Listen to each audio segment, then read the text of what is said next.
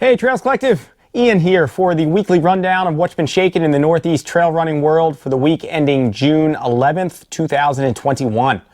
So in this episode I will run through, as I have been each week, with a few pieces of what's shaken in the media, some of the events registrations that are open and maybe about to cap out with the UltraSignUp Hotlist, a couple FKTs on the week, run you through some voices and coverage of some of the results of events that ran this past week, and take you out with what's on deck in terms of events coming up.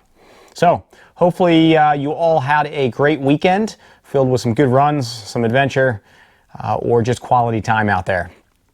I had a relatively, as they go, great time running the World's End 100K down in Pennsylvania, based at World's End State Park.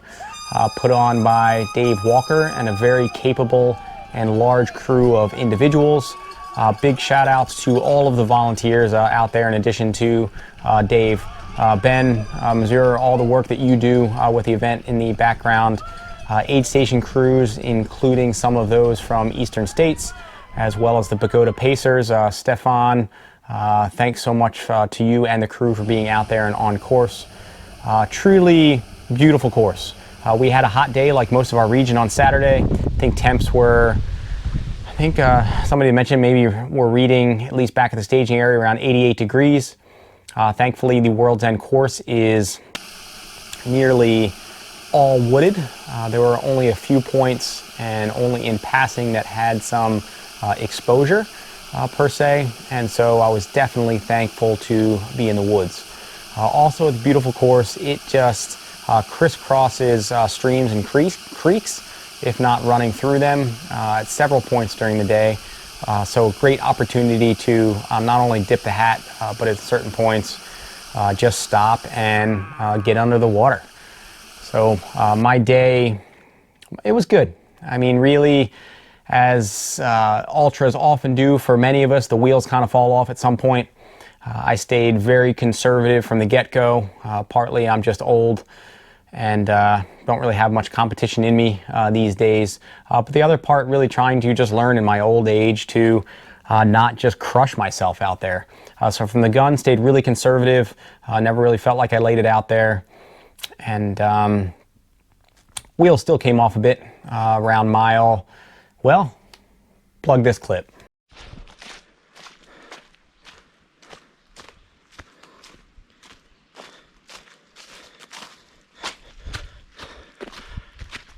Oh, hey, I'm just wondering if anybody's seen a transmission around these woods, or wheels, transmission or wheels. I lost them both, and well, I can't seem to find them, and I feel like I've got more like cinder blocks on my feet and can't quite get out of first gear about now. And well, there's about 24 miles to go. So if you happen to find any in this endless sea of mud and undulating forest, I'm just hoping you'd let me know.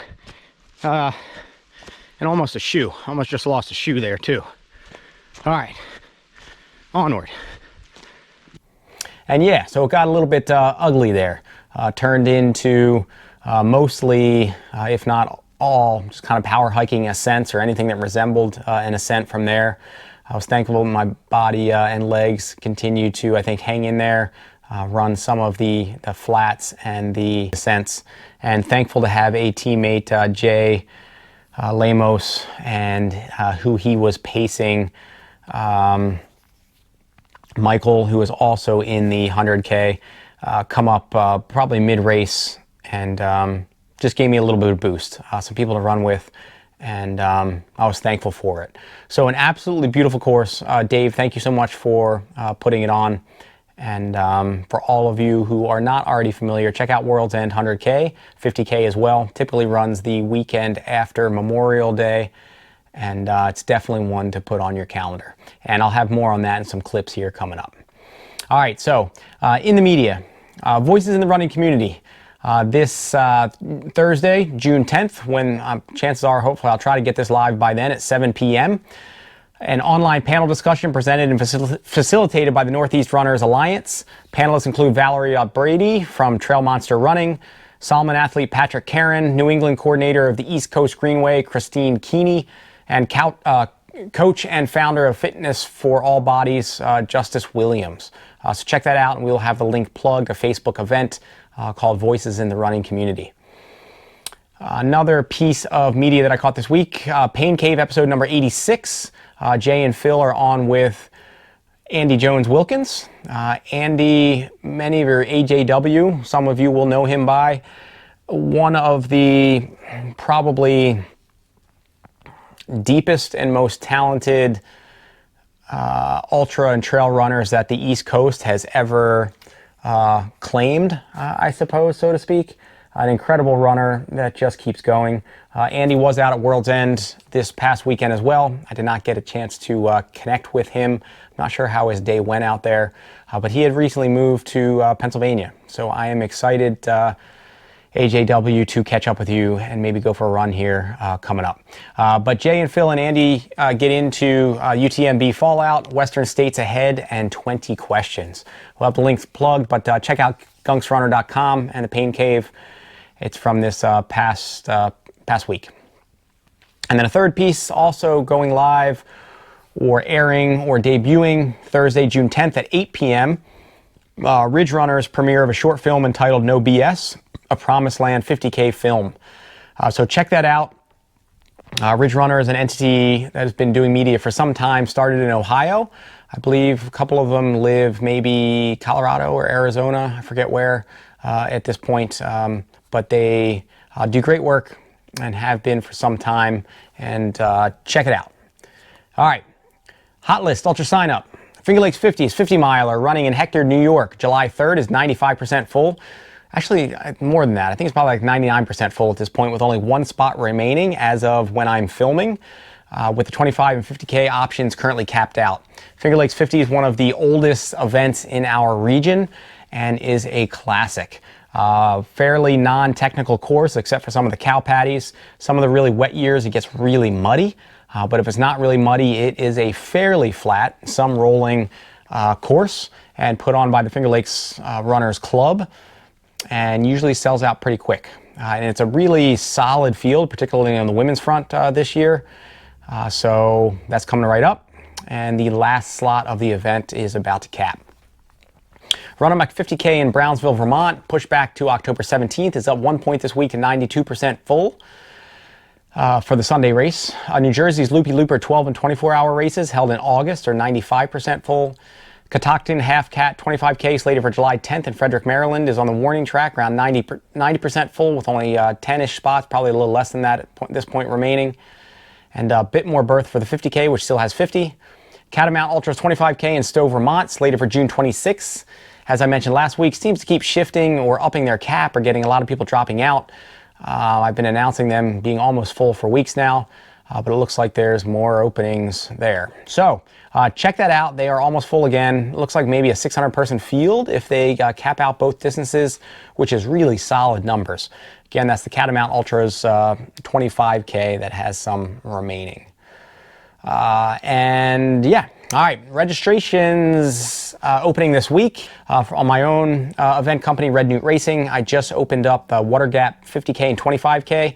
They are relatively flat, gently rolling along the Delaware River through the Delaware Water Gap National Recreation Area.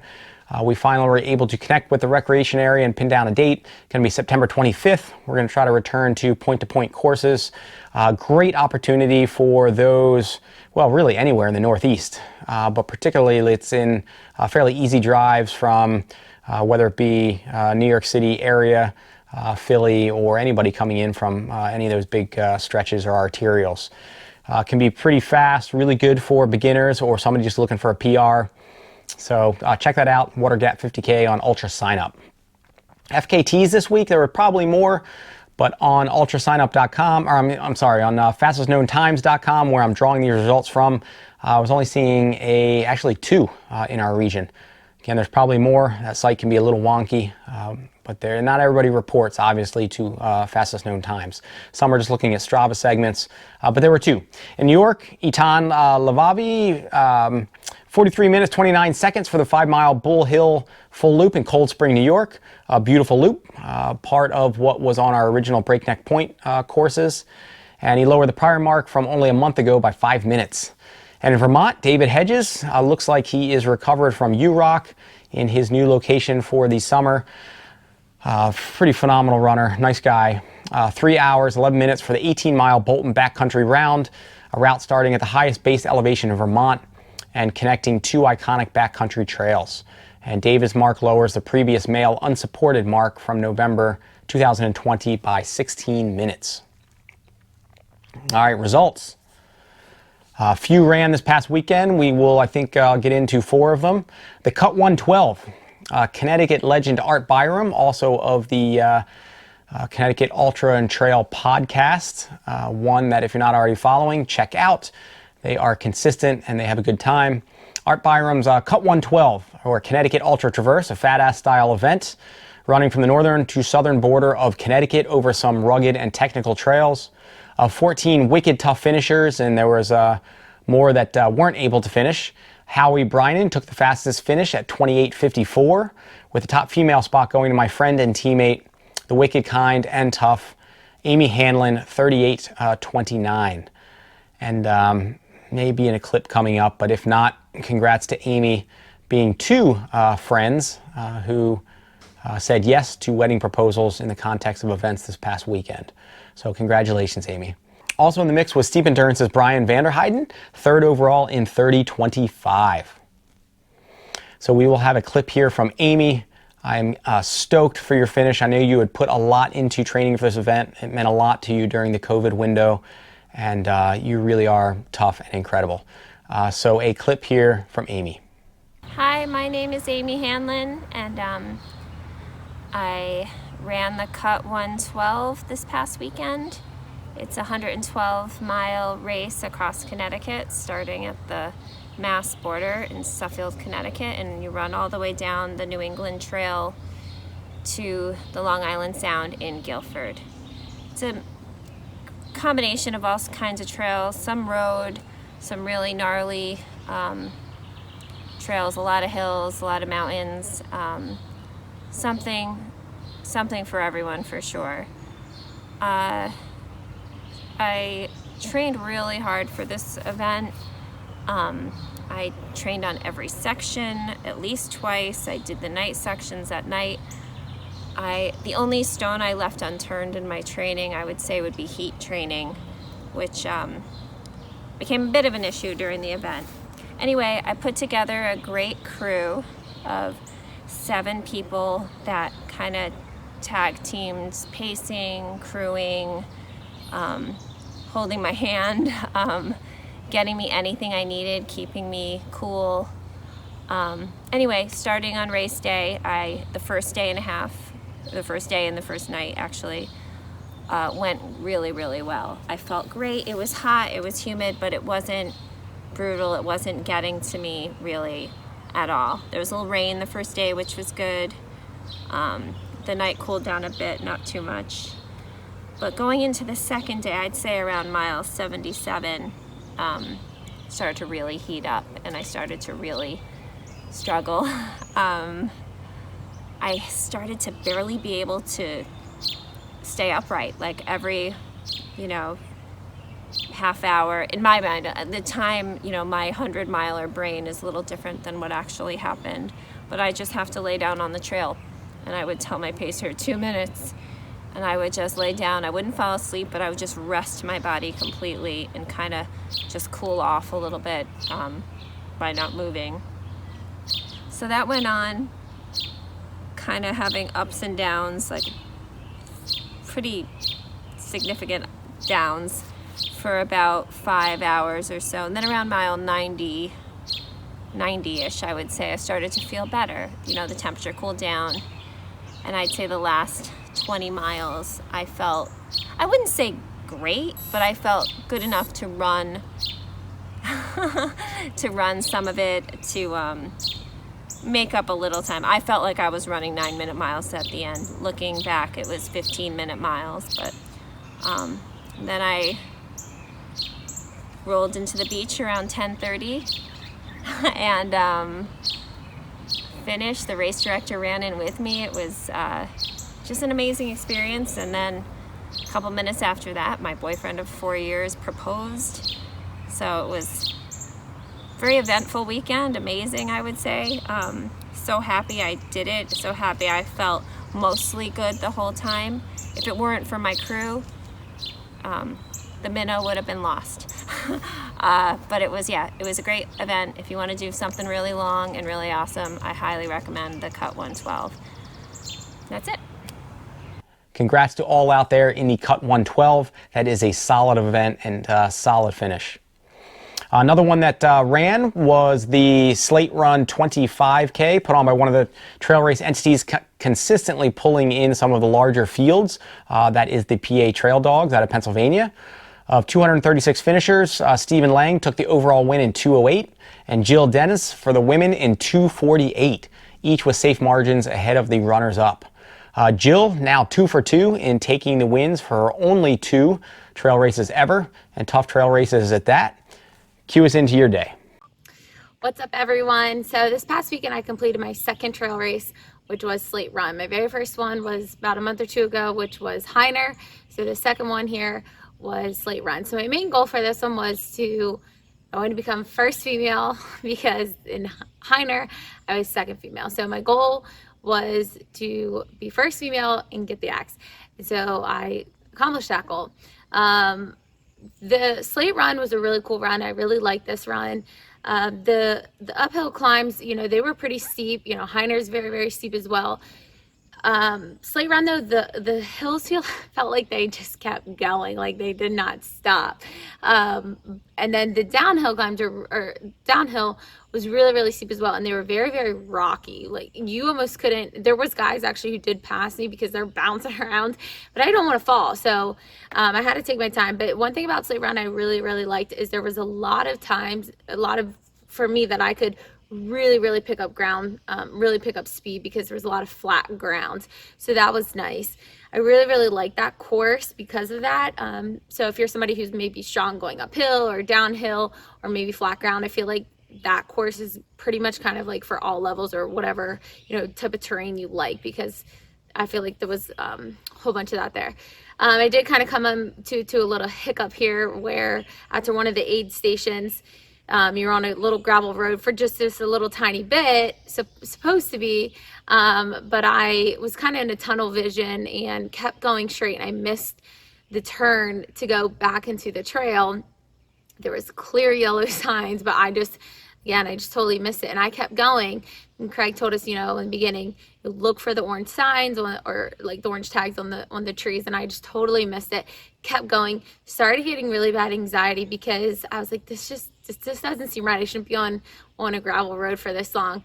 So I decided, turn around. If I have to go back down to the aid station, ask them where I need to go, then I will. So after climbing this like uphill gravel road, I sprinted all the way down. Like, I got to figure this out. And sure enough, there's these signs. And so at this point, I didn't know where I was in the race. So I started like panicking. I'm like, I just need a full out sprint. I'm very, very competitive. And I'm like, I didn't run this hard and this fast to now get behind.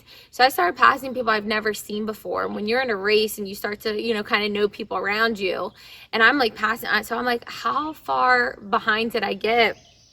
And so I started passing people, and, I'm like, is there any females ahead of me? And sure enough, I passed one.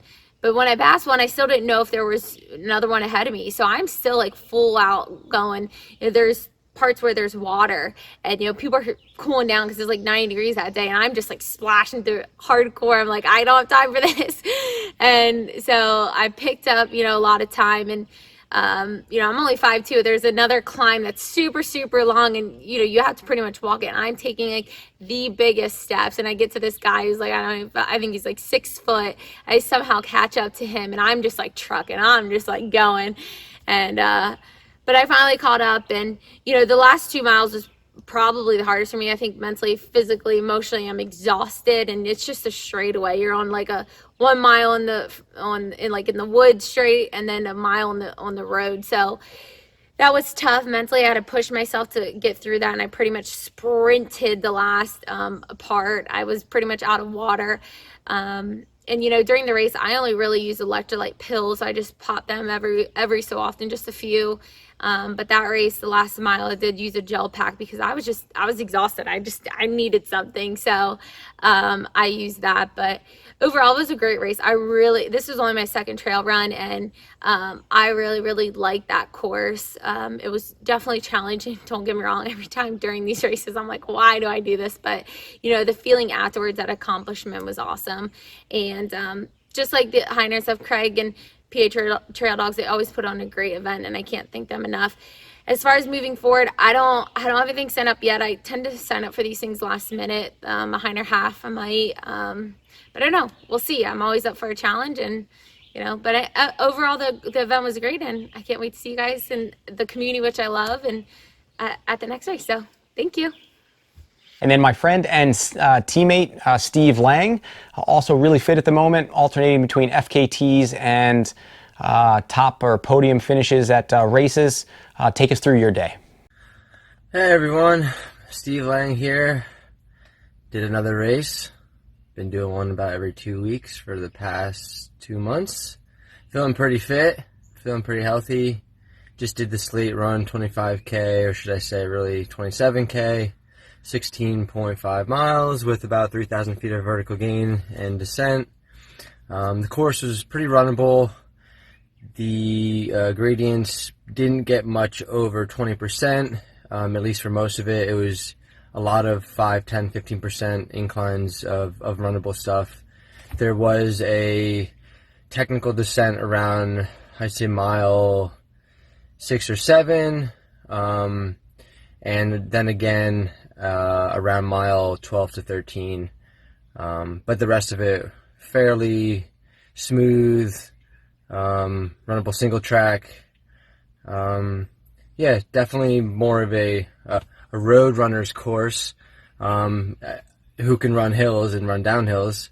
The first mile, 0.2, mile 0.3 in was rail bed to road, along with the finish being about 1.5 miles road downhill to that same rail bed to the finish line.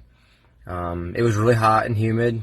The whole field seemed to have been suffering from that. I don't know if we're used to that summer heat yet and humidity, but I've personally felt pretty good that day.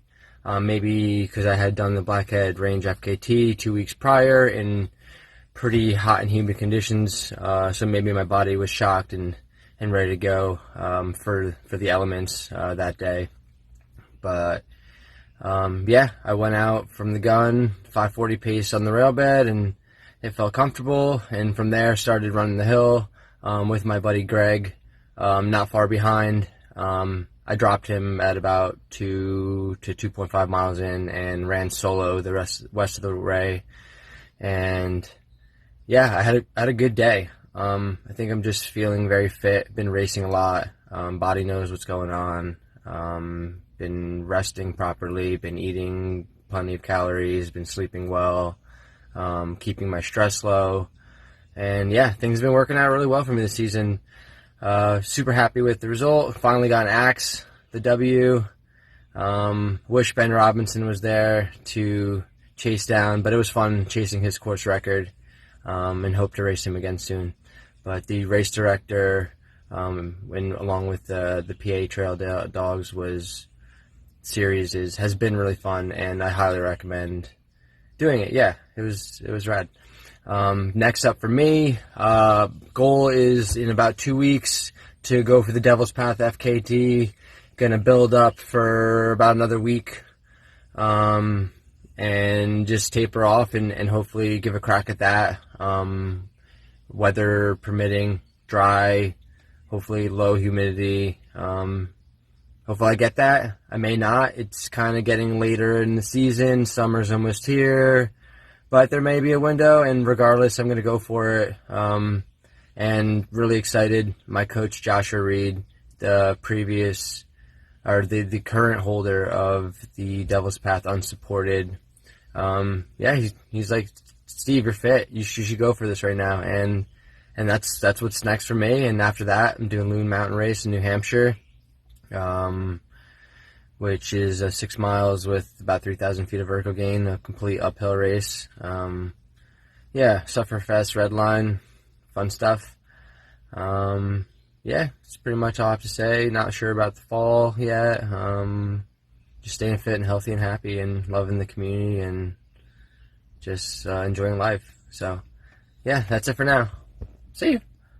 All right, another classic in our region, the Old Dominion, one of the oldest events, second oldest 100 in the country, ran in Fort Valley, Virginia. Of the 49 finishers, Olivier Leblond of Arlington took the win over Michael Dubova by a scant 90 seconds in 17:22. Boy, that is a tough day to hammer out 100 miles over rolling, so very runnable, fast course. I think uses mostly gravel road, maybe a little bit of single track in there. And on especially such a hot day, to be hammering that out, that's a close finish. And on the women's front, friend in the wicked tough and fast Rachel Spaulding not only said also yes to a wedding proposal on the day, congratulations Rachel, but also finished 4th overall in her first 100-mile attempt, securing a new course record time of 19:43. That is phenomenal. Rachel, you were ready for it. I think you're just finding out really what you can do out here, and I am really excited to see what you continue to do in the trail and ultra space. You're awesome. So, clip here from Rachel Spaulding. Hi, my name is Rachel Spaulding, and last Saturday I ran in the Old Dominion 100. It was a really special and exciting weekend. It was my first 100 miler, so I survived to tell the tale. Old Dominion is really special because it's the second oldest 100 miler in the country, and it was the 43rd year running this past year. So a lot of history with the course has brought a lot of fast and just inspiring people, and I was excited to be a part of that. The course is really unique because it's kind of a mix of gravel, you even got pavement, which isn't super fun, but then you also have some of the trails with the rocks and the roots and some of the more fun stuff, depending on what you like. So it's kind of a little bit of everything. The race starts at the Shenandoah Fairgrounds, and you do a quick lap around there, and then you start making your way through town. The first 50K is relatively quick. All of my friends warned me not to go out too fast or PR in your 50K. I don't think I went out too fast, but I did PR in my 50K. But I wouldn't say I ever ran a fast 50K before. My 50Ks have been on pretty technical courses. So I felt good about it. I was really comfortable. Didn't really pass people until about 20 miles in. But when I got to the first spot where my crew could be, I actually learned that I did run a little bit quicker than they expected because they were not there. But that's okay. I just, I kept calm. I remembered, it's a really long day. There's nothing to get worked up about, especially, this little bit of time into the race. So I just told the people, I'm like, okay, well, if someone's looking for me, I'm running. But I actually, I started making my way, pulled out my phone real quick and gave them a call. I was like, hey, I'm good, but I need you to go to the next aid station. So eventually I saw him about a 50K in, was feeling really good and relaxed. I was 3rd place at this point. There was 2 really strong men ahead of me that I did not really see myself catching. I knew who they were, and they were just doing an awesome job. So I just kind of stayed focused on my own race. I ran alone for a very long time, basically until about mile 75, I think it is, when I could have a safety runner, not a pacer, a safety runner, to get over this brutal section of the mountain where you're just climbing straight uphill. That part was really challenging. I would say that was my second low of the day. The first low came I think my first low was about mile 50, and then my second one was about 75. But what I really just focused on was reminding myself that the lows don't last all day, and if I can get through it, there's going to be another high around the corner. So it was a really big mental game for me, and I threw a pity party up the mountain going up this, like I said, this mile 75, as I was told I probably would. But after it, I really got it together and just kept moving. So yeah, it was just a great day. And then from that, I feel like it was just kind of a blur. Everyone was very supportive of me, the volunteers, but also my crew. I just had the best crew, hands down. I mean, we were getting compliments left and right about how efficient we were, and it's really funny because, I mean, the crew is my fiance Logan. He's cheered for me before, and he's amazing.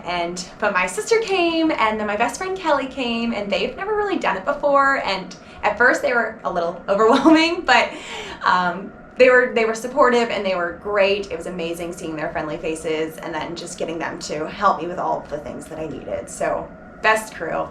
And then, about, goodness, I guess it was about mile 85, 86, 87. They kind of all blur together. But after I finished the one section with my safety runner, who was Logan, I got to one of the stations and my dad was there, so I was so thrilled. It was the first ultra he's been at, so I was really excited to see him, and I was probably feeling a little emotional at that point, a little crazy. So, but it gave me just another level, it just unlocked another level for me to push. So I feel like those last 20 miles, whatever they were, I was in a really good headspace, and I just kept moving forward. I had a pace chart with some different goals on it, and my A goal was to be under that 20-hour mark, and I was kind of close. I knew I was kind of close. Had a little pity party, like I said, around 75 that threw it off a little bit, got it together, and I was really determined not to miss this goal. So I just focused on that and, hiked when I needed to hike and ran when I could run, and just that got me to the finish. I was eating and drinking really well. Didn't have any blow-ups there, so it was, I think it was just about 11:40.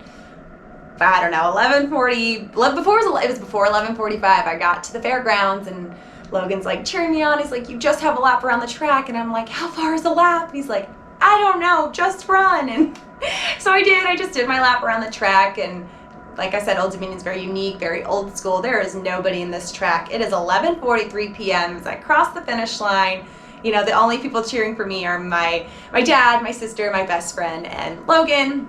The timing guy's like, "Great, good job." And I'm just like, "Can I sit?" I thought I was pretty with it when I finished, but my crew told me I was just a little delirious. But I finished in 1943. So got my A goal. I was super excited about that. My time is the 4th fastest women's time ever to run the course, so that was really exciting for me because there was a lot of fast women who have come before me. And then I was 4th overall, so beat a lot of those men, which is always a good feeling. It's just good seeing more. I think there were about 5 other women that finished the race, so that was also very inspiring. So yeah, it was just a great day, an awesome race to be a part of, and the best part was that I got engaged after, so I have this very beautiful diamond ring to look at now.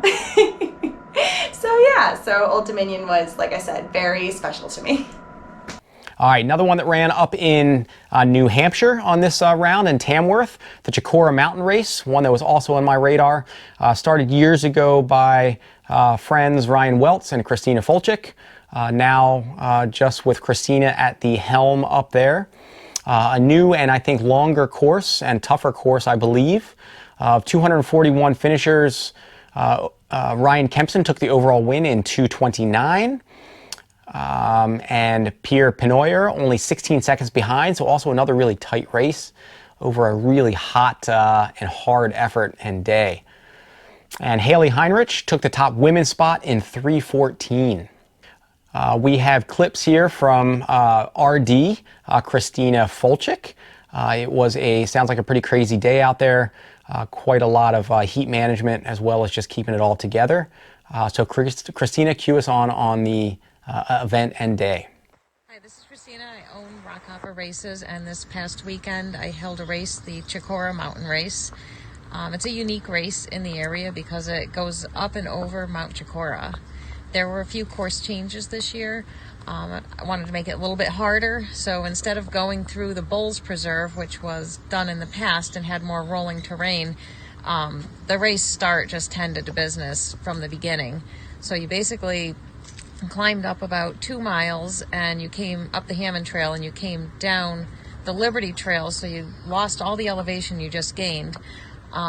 Did a few trails to meander your way back up to the Brook Trail, which led you up and over the summit, and then you came back down to the start finish. So this year the course had, you almost climbed the mountain twice, and it was definitely a hot day, which that created some other issues with the runners. A lot of people suffered with the heat. We had over 100 bags of ice that we ended up going through to keep everybody cool and comfortable. We did have some rolled ankles, and what was pretty awesome was Kelton Cullenberg, who ran the race, he and his wife came and set up a recovery tent. So we basically, treat people that came across the finish line suffering from heat exhaustion, and then we'd send, rolled ankles and things like that, and people that were cramping over to see Kelton. So it was a pretty cool way to triage everybody. My volunteers were absolutely amazing. Somebody would come through and we were on it. They didn't look good. We'd get them in the shade, throw them on the cot, get them covered in ice, and basically bring them back to life. So that was a really cool and different thing for us to deal with at the race. I believe it was almost 90 degrees that day. So what makes the Chocorua Mountain Race different than a lot of races is it's extremely technical. It goes up and over a mountain. We hold the race with permits from the U.S. Forest Service, so definitely something that isn't common. Been doing these for about 3 years, and last year was not able to hold the race because of COVID, so it was pretty awesome to have an in-person event. We had 247 runners, and my aid station volunteers were they were unbelievable. They had that aid station clean, organized. Everything was, the runners would grab little cups that were filled with food, and it was very sanitary, so I felt comfortable with the way they set it up, and was just absolutely blown away with how the volunteers at the finish line, and actually on the course, I had people on course making sure they took the right turns, people ready to tend to medical emergencies, summit marshals. I do think next year we're going to have to haul a little bit of water up on the mountain, which obviously is a huge endeavor. The mountain is over 3,300 feet. It's a very tough climb, very steep ledges, but if we can get at least a little something up for the runners next year, I think it'll make a big difference in how they are when they cross the finish line, because this year was very interesting, but everyone came through smiling, cramping, and having a good time. So this year's race winners were Ryan Kempson and Haley Heinrich. It was a much harder course. There was a sprint finish to the end with Pierre and Ryan, and that was pretty fun and impressive to watch. Very strong showing on both sides, the men and the ladies' side. Two remarkable performances I wanted to point out on the race course. One is Gary Reuter. He's just my hero. He's in his 80s. He went out there, he absolutely kicked butt and did extremely well out there on that course. And another one is a runner who was raising money for a good cause, and he ran with a weight vest, and that was a very interesting story because I pulled him from the race because I didn't think he would finish in time. I was dealing with a lot of people having health issues from the heat, and I was concerned, so he took his bib number off and said he was doing it anyways. He finished 7 minutes after the cutoff, so he is our DFL. I put him back in the race, and I'm absolutely blown away with his perseverance and his strength and determination. He also raised over $7,700 for his cause. I wish I could remember what it was, but he ran my race as a fundraiser, and he also likes to, he buys my fudge when he runs by my house. I have a farm stand, and one of the things that I do is sell fudge, so definitely want to note that, that was pretty cool what he did, and his name was Jake. I'd like to thank a bunch of people. First, my co-race director, Rem Stone, who did a phenomenal job, not only helping me redo my website, but being there on race day and making it absolutely flawless. He was on the ball every step of the way. All my volunteers, they were just out of this world, dealing with medical emergencies, taking care of runners, keeping them fed, hydrated, runner tracking, my course sweeper. Everybody was just awesome. I had a new food truck this year, which is a huge hit. They'll be back. Tin Can Food Company. They had crepes and bubble tea, that was a huge hit. That was my favorite. Tuckerman Brewery donated a keg to the race, which was awesome. Kelton Cullenberg, he set up a tent with his wife and had the recovery tent. Andrew Drummond at Run the Whites, he donated coffee, which was really awesome for the winners. And of course the U.S. Forest Service for allowing us to host this race and give us permits to do this. And the Chocorua Lake Conservancy, who we will be able to donate over $1,000 this year. Just awesome. They take care of the mountain, maintain trails, the parking lots, and preserve the land to keep it beautiful and keep the lake undeveloped. And lastly, I'd like to thank the Corson family for being so kind as to let us rent the field for the weekend so that we have a wonderful place to host a post-race party. So our next races are a road 5K, 10K. That's part of the Health and Wellness Festival in North Conway. That is July 17th. Very family friendly. And other events for this year, Kilkenny Ridge Race. It's a very challenging 25 and 50 mile race. They both go over two 4,000 footers, Cabot and Wambeck. So if you're looking to finish your 4Ks during a race, that'd be a wicked cool way to do it.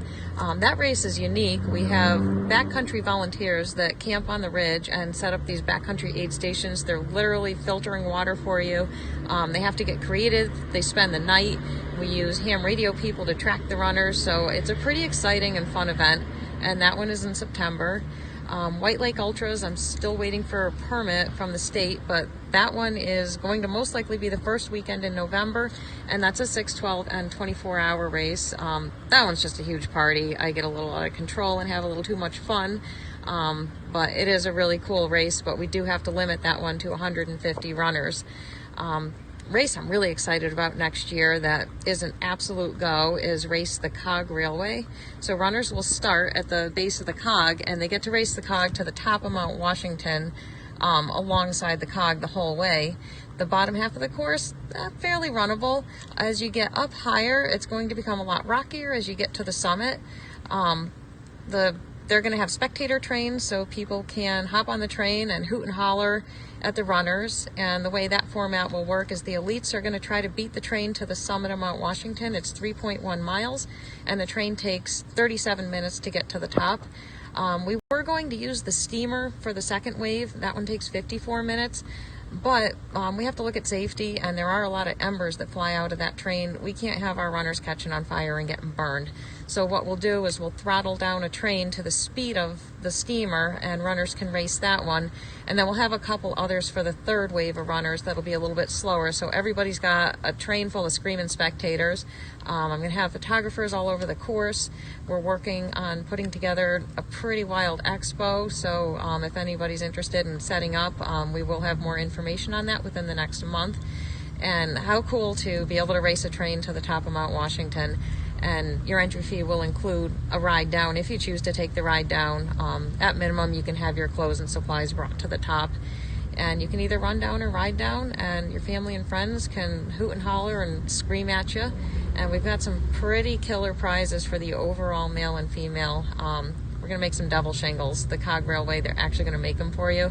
If you don't know what they are, look it up. We're going to make you ride it down to the bottom if you can get to the top before the train does. And then a clip here from Haley Heinrich and Brooks Parssinen on their days out there. Haley, we had gotten a clip from weeks ago for a Canicross win up there, and Haley had a looks like pretty phenomenal day at Chocorua, but also definitely felt the effects of heat and just riding that line. So I'm thankful she made it out of there and ran really fast to boot. So Haley and Brooks, take us through your days. Hi, I'm Haley Heinrich. And I'm Brooks Parssinen. We're from the Lake Sunapee area in New Hampshire. So last weekend we did the Mount Chocorua race put on by Rockhopper Races. It's a 14-mile race with just under 5,000 feet of climbing. gained 1,500 feet of climbing this year. It used to do or start with 5 or 6 miles of road running, and now it just goes straight up the mountain.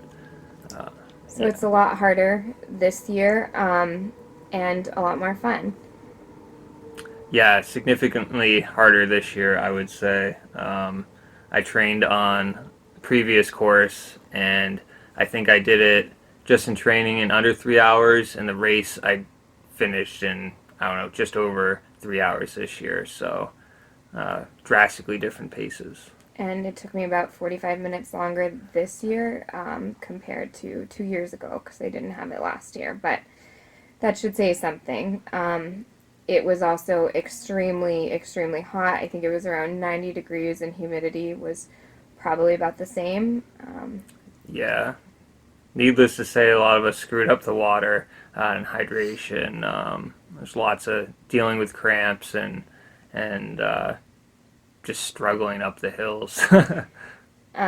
We both brought bladders, but we should have paid closer attention to the email where Kristina did say at the one aid station to fill up on water. And I did feel my pack, and I thought that I had enough, but we both ran out. And I think that's when things really started to go downhill. I think we ran out of water at the summit, both of us. Yeah, I ran out going up, approaching the summit. I knew I was in a bad spot after, on the flat sections after the aid station. I could just feel it in my legs. I had no pep in my step anymore, so. Same here. And I ended up having a group of people behind me going up to the summit get in front of me because I could not figure out where I was going, even though I've done it many times before now. I was really confused and out of it. And we ran into each other, which is a little bit blurry for me. A lot of lessons learned during this on the way down from the summit. And yeah, on the way down from the summit, I ran into her, and there's a lollipop loop that you have to make sure you make the right turn, and there are lots of exposed slabs, so navigating them can be difficult, especially if you're a little out of it like she was. I met up with her there, and she was dry heaving. I was dealing with cramps. We're both dehydrated.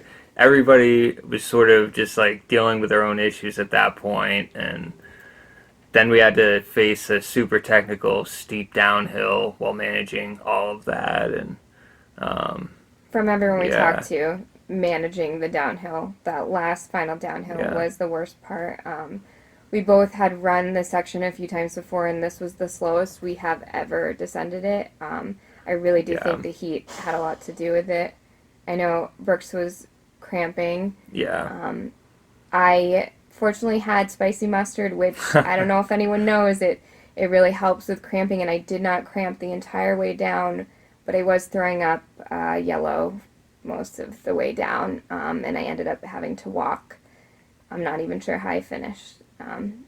It's a really technical downhill. How did you finish, Haley? I finished Queen of the Mountain. Chocorua has great prizes. I love this. This is awesome. Yeah, it's cool. I didn't get to see it till after because I was in the first aid tent throwing up on all the volunteers, who I greatly appreciate, but it was really brutal. Lots of cramping after that too, and asking Brooks not to film me, apparently, which I don't remember. Yep. I think I finished 23rd overall with a time of 3 hours and 5 minutes, something like that. I think the winning times were right at 2.5 hours, so pretty insane. It is, especially for a day like that. Yeah. I don't know, that those people are on a whole nother level. It's awesome to see that. So next I have the Mozo double up, formerly the Mansfield double up, and then the Ragged 50K. What about you, Brooke? I just have the Ragged 50K for races, but I do plan on doing some of the more iconic White Mountain routes this summer too. So. And I'll try to join him if I can keep my food down. Yeah, we'll see. Yeah, I think that's it. Thanks for listening to us. You can hit stop. All right, and one that I'd started with, the World's End 50K, 100K in World's End State Park. As I mentioned, a beautiful and tough event running in north central PA. The hot day on top of a tough course leveled the field to might have been roughly 50% finish rate to both. I think it was like 45% finish rate for the 100K, and I'm not sure about the 50K, but must have had some cleavage there as well. Overall wins went to Nicole Yokum and Peter Weida in the 100K, and Jamie Miller and Eric Kozik in the 50K. I have clips in with Nicole Friend and, Nicole Yokum, an incredibly tough and coming in fit and nailing it. Finished third overall and planting a new solid course, women's course record. My friend, congratulations, and take us through your day. All right, so Nicole, Yeah. you kicked ass today. So what was your thought coming into World's End? What was your fitness prep like, and just how to go out there? Okay, so my thought coming into World's End was maybe I can do 100K. Maybe I can't. That's good. I'm gonna find out. I mean, it was this interesting mix of since I decided to do it, it was this interesting mix of fear and confidence, both of which I think are appropriate, right? Because you want to respect the distance and the terrain, but also it's helpful to tell yourself, I'm prepared and I can do it. So I had both of those going, and certainly the 5 a.m. start is kind of rough. And I just told myself it would be fine. And I don't ever train in the dark on trails at all, so that was another thing that was a little scary. And that opening section was a little off camber and a little tricky. It really was, yeah. So I tried doing the opening section yesterday in the light, and I thought, this is going to be interesting at 5 o'clock in the morning. Even with my fancy new headlamp, I did manage to fall a couple of times in the first couple of miles. Yeah, even though I was being careful, but luckily for me, neither was a major injury, so I was able to keep going without pain from those. But I had a really good day. I mean, I had this feeling that I would. There are a lot of things that I don't do properly with my usual trail racing. Like, I don't really taper normally, but because of the distance, I did actually taper this week, which was very strange. Like, just not running as much was strange, and it didn't really feel right. But I told myself it was the right thing. And I think that worked out for me because I actually had energy and I wasn't sore from other runs that I had done this week. And I really felt good. I mean, I was actually shocked at how good I felt. I think because I'm used to doing the shorter races, and I tend to pound in general, but especially with the downhills, I tend to just pound them. And you could pull back a little bit and feel a little bit more like you're holding back. Well, I forced myself to do that the whole race. And I wouldn't have thought that would be fun. But what was so amazing about it was that I didn't get tired, really. Like, you after a certain number of hours, you feel like maybe I don't want to run another 20 miles or whatever. But my legs did not hurt. And I had just assumed going into it, because of the distance, that the second half would hurt. And it never really started hurting. So that was strange. That was not what I expected at all. And it was cool. And tell me about the experience of the course. So you kind of knew, but before you really run it, you don't really know. So tell me about the course for the first time through. I really didn't know anything about the course other than having gotten here a day early and checking it out a little bit. And I did the Fall Classic, but what I kind of realized today is that the World's End Fall Classic is maybe the hardest parts of the longer races, because to be honest, I actually thought the course would be harder.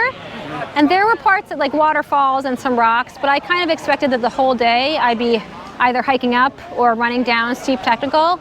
And there was a lot of it that was really quite runnable. I mean, I was making decisions that I would not normally make, especially in a shorter race. Like, I was hiking a lot, and I was telling myself, like, it's muddy here, just hike this part, because you don't want to spend extra energy getting through the mud. And I kind of realized at some point that was really helping. I mean, at a certain point I was like really ahead of where I wanted to be, or for a lot of it, or at a certain point anyway, and then I stayed that way. And I was thinking, how did the mud help that? And I think it's because it forced me to slow down at points where I would have otherwise been like, oh, I'm feeling good, it's 35 miles in, let me speed up. And that wouldn't have actually been smart, because then I think I would have gotten more tired. Yeah. So, I mean, the course is beautiful, and it was much more runnable than I thought it would be. And so, whereas you didn't necessarily know how you're going to react, how you're going to do in the 100K, I mean, having the splits in advance allowed you to, I imagine, have confidence that, oh, like, this course record is totally doable, I'm feeling reserved, like, this can happen. Yeah, totally. I mean, again, that was kind of a mix of, from the beginning, seeing that I was on with the splits, which I didn't actually expect to be part of this experience, but it was so helpful. And trying to tell myself, like, this is great, you're running really well, but you have to just calm down and stay relaxed, because I tend to overthink things. And especially with a distance like this, when it's so many hours, it's like turning the brain off and not thinking about what could happen in the last 20 miles, the last 30 miles was crucial. And also forcing myself, again, to just stay reserved and not be like, woo, I'm doing so well. Let me just fly down this 2-mile segment and then ruin the whole rest of the race, you know? So I was just kind of talking myself through it the whole time and managed to stay awake and, you know, doing that. And also forcing myself to keep eating, which I didn't want to do, but there were a couple of points where I was like, oh, okay, my body needs food. And it's not something I'm used to from the shorter distances, but I knew, or I had the sense that if I didn't eat something resembling real food, it wouldn't have been pretty. So I just kind of forced myself to get it down. And were you going off of mat and crew, or were you using aid station? Yeah, basically, I mean, I didn't really know what I was going to want, so I'd prepared all this stuff that I ended up not wanting, really. It's funny how that works. It really is. And it's kind of sad, because they're like, maybe I'll want cookies. Let me just get a bunch of cookies. Suddenly you don't want any of that. You don't want any of that stuff. Like, I had to force myself to eat a Snickers peanut butter square. And it was so sad, because like, this is my day. Candy. Right, totally. candy, right? Force it down. But I kind of did that a few times, and I think that's what allowed me to run really well, is that it's something resembling food that you get into your system, and then your body's like, thank you. Now I'll give you more energy, you know? Because it's a while to be going on just caffeine and sugar and, you know. So what's the plan at this point? You got to move to Canada, and you have a nice Yeah. axe to put on the wall at the new Canada place? Yeah, well, this axe is actually on wood. Yeah. So not that I've used the other ones for actual wood splitting, but this is like, you can't functionally use it, so it's a little bit different. It's safer too, because there have been times that Milo has tried to axe things. It's like, interesting. Yeah, but I signed up for Eastern States. Cool. Yeah. So I had this crazy idea that I could do the Triple Crown before moving to Canada. And I wasn't sure if I'd make it through this race. So I was like, it's fine. If I don't make it through, then I don't have to do Eastern States. You did. So here's Eastern States on deck. Right, yeah. So I'm going to have to actually figure out the running in the dark thing. And some other components like the You wear a fueling. helmet and knee pads out there. Right, that might help. Yeah, that might Nice help. work. You look Thank you. fantastic. So it'll be Thank exciting you. to see how Eastern States goes for you. So great job. Thank you. Appreciate it. And then Peter Weida on a clip here on bashing trees with your nose and on the men's win. I also got to say, just watching the clip, that's not only a fantastic rainbow score in the background, but also a pretty incredible lake. It looks like taking over the front stretch of the track there in the background. Clearly some really heavy rain ahead of Peter's clip. But Peter, cue us into your day at World's End. Hi, Trails Collective. My name is Peter Weida, and I ran the World's End 100K this past weekend, June 5th. And Ian Golden asked me to come up with a little recap of the race. So going into it, I trained pretty hard, and I tried to run hill repeats on trails just to prepare for the 12,000 foot of elevation gain. The course was a little long. It was probably like 63, almost 64 miles. And yeah, it was brutal. The event itself, it got, it was hilly. What they called the first 20 miles, the warm up, and then the rest of the 40 miles just was brutal. The final hills were tough. So what else? Then I trained, I would say, did multiple 100-mile weeks, and the event itself, I guess the funny thing that happened when I was running, maybe a mile and a half in, it starts at 5 a.m. and I had my headlamp on, still a little dark out, and I ran right into a tree. Might have broke my nose, so it's still a little sore, but it's coming together a little bit now. super fun. Everyone there was super supportive. I definitely want to thank my pacer, Lonnie, my crew, Joe, and even my mom for coming out and supporting. It was super helpful. The race director was great in hosting the event. And yeah, everything was well marked. All the flags were there, and had an idea where it was going. Obviously, the heat, I was told that it reached upwards of 90 degrees, so that had a toll on everybody. I think quite a few people dropped because of that. Yeah, so future for me, possibly a Triple Crown, PA Triple Crown, which is the Heinrich and the World's End 100K, Heinrich 50K, and the Eastern States 100. That certainly is sort of on the radar, and we'll see what happens this next year. Other things I'm looking at are Boston is coming up for me. I'm also running in the Philly Marathon. That one's near and dear to my heart with cancer research and yeah, just searching to find a cure. Thanks again for letting me give a spiel, and take it easy, Trails Collective. And the last clip here from friend Jason Dworsky, weighing in on when it doesn't go quite as you'd hoped, hanging in there, and then what's also coming up on his plate, including his events from his entity Rebellion Running. Jason, cue us in on your day. Hey Trails Collective, Jason Dworsky here, bringing to you my report from World's End 100K this past weekend. If you've never done World's End 100K or 50K, I highly recommend it. Dave Walker puts on a great race and just an overall great event and a good time. This is my second time doing the 100K. I finished it a couple years ago. Going into this weekend, I felt pretty prepared. I spent a lot of time in World's End on the trails, so know the course. I was ready for it.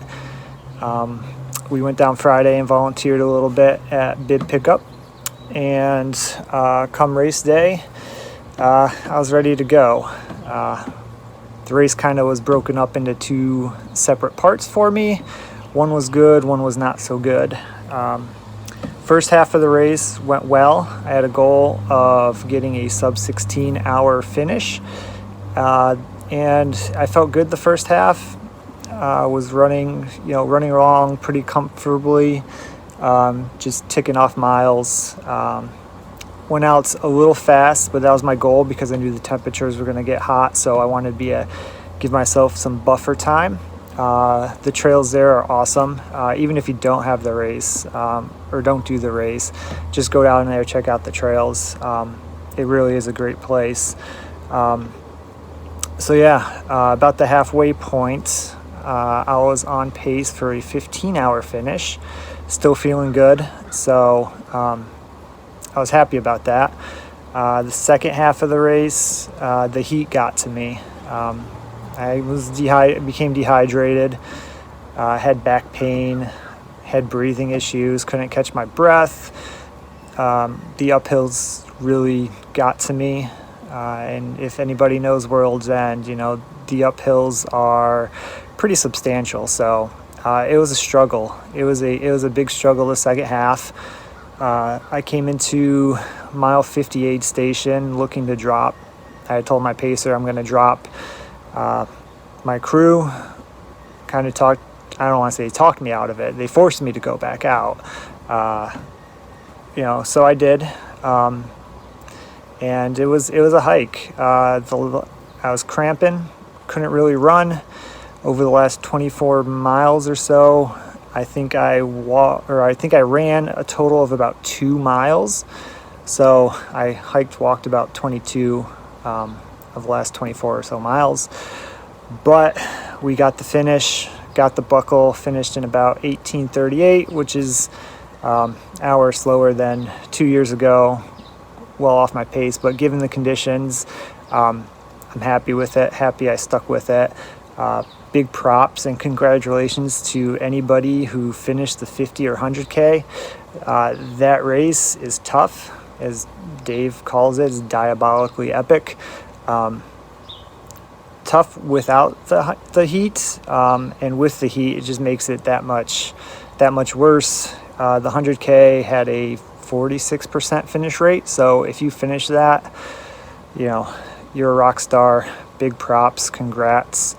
I was a mess after that night. I didn't sleep at all because my back was still killing me. Was nauseous. Yeah, so it was terrible, and I was second guessing, you know, why I do this or why people do this to themselves. But you know, now that we're a few days removed from that, I'm looking forward to what's next. And what's next for me is seeing Ian at the Virgil Crest 100 mile. That is my last race for the year. The only one I got on the calendar. But I'm remaining busy. I do, with my girlfriend, we do have a race event company. And I do run coaching through that called Rebellion Running. We do have some events going on through the end of the year. We have one this weekend called the Brant Hill Challenge. 1 mile loop, 3 hours, as many loops as possible.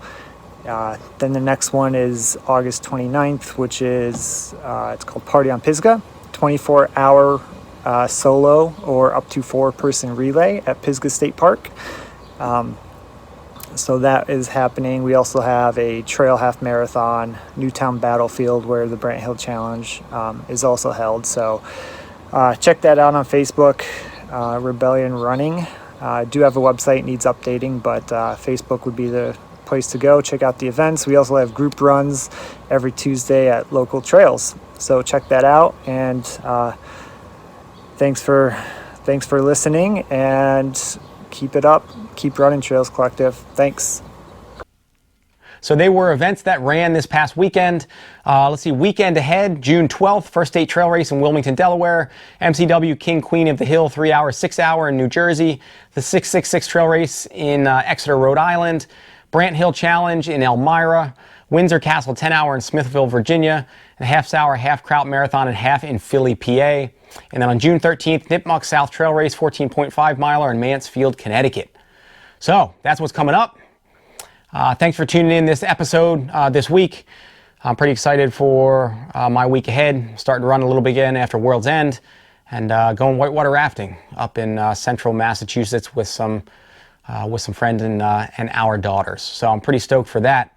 So I will catch you next week. Thanks for tuning in. Thanks to all the Patreon supporters. Thank you to every one of you who takes just a minute to share these episodes in your network. It really does help. So it only takes a second. Please just take a minute to share on your own feeds. And for any of you out there just willing to share it in some of the larger Facebook networks, whether it be Trail and Ultra Running, whether it be East Coast Trail and Ultra, I really do appreciate it, and it really does make a difference. Also, some new shoes that I am wearing and testing right now. It's been a little bit since the last rounds, just got a little bit busy, but some new models coming out that I've got some miles in, and so I will take you through some of those here pretty shortly. All right, I will catch you next week. Until then, see ya!